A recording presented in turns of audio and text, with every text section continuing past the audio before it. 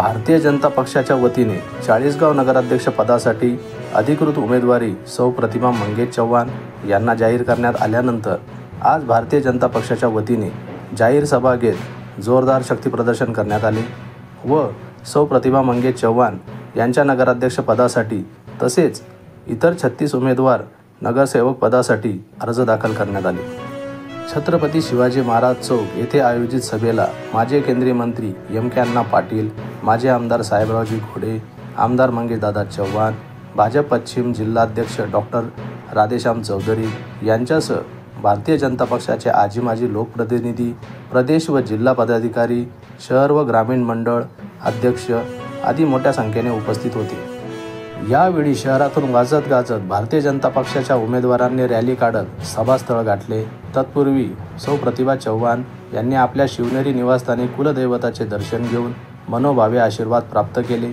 यानंतर त्यांनी दुचाकीवरून जात शहरातील युग पुरुष आणि सामाजिक प्रवर्तक ज्यांनी आपले जीवन राष्ट्रनिर्मितीसाठी अर्पण केले असे छत्रपती शिवाजी महाराज, भारतरत्न डॉक्टर बाबासाहेब आंबेडकर, संत जगनाडे महाराज, पुण्यश्लोक अहिल्यादेवी होळकर, महात्मा ज्योतिबा फुले व क्रांतिज्योती सावित्रीबाई फुले, वीरभाई कोतवाल यांच्या स्मारकांना विनम्र अभिवादन करून नव्या जबाबदारीसाठी प्रेरणा घेतली।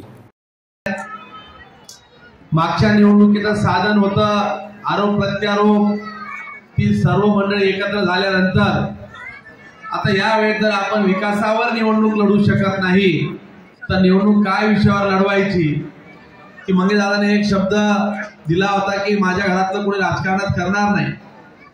हेही खरं आहे की माझी ती भूमिकाही होती, पण आजची परिस्थिती असं आहे की या शहराने आपण अनेक वर्षाची परंपरा आपण पाहतोय आणि माझ्यावर जे आरोप करता आहेत खऱ्या अर्थाने घराणेशाहीची पुरस्कर्ते ही अशी मंडळी आहे। त्याच्यामुळे त्या आरोपांपेक्षा जनतेच्या मनात काय चाललं हे देखील आपण वस्तुस्थिती तपासावी म्हणून मी 1 नाही 2 नाही 3 आम्ही सर्वे करून पाहिले। आणि अगदी मला कोणी म्हणेल की ते सर्वे तुम्ही अगदी घरातही करू शकता, परंतु महाराष्ट्रातल्या नामांकित नामचीन संस्थांकडून आम्ही ते सर्व करून पाहिल्यानंतर अगदी 6-7-8% पुढे देखील मॅन्डेट हा एखाद्या दुसऱ्या नावाला येताना दिसत नव्हता।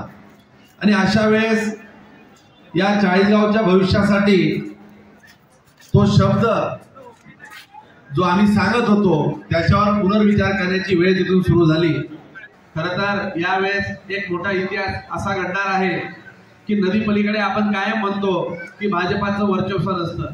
घोडे सर, तुम्ही तिकडे गाडी घेऊन गेला होता आणि तिकडे तुमच्या गाडीवर त्या काळात मला आठवतं 89 इलेक्शन होतं आणि तिकडे बूथ लागू द्यायचं नाही, गाडीवर दगडफेक करण्याचा प्रयत्न काही मधल्या काळात झाला। पण आताची परिस्थिती अशी आहे की तिकडे अशी मंडळी आपल्या सोबत आहे की आता नदी पलीकडचं मताधिक्य तुम्ही कदाचित कोणी विचारही केलं नसेल एवढं मताधिक्य नदी पलीकडे आपल्याला भेटणार आहे। सर्वात जास्त लीड हा तिकडे असणार आहे।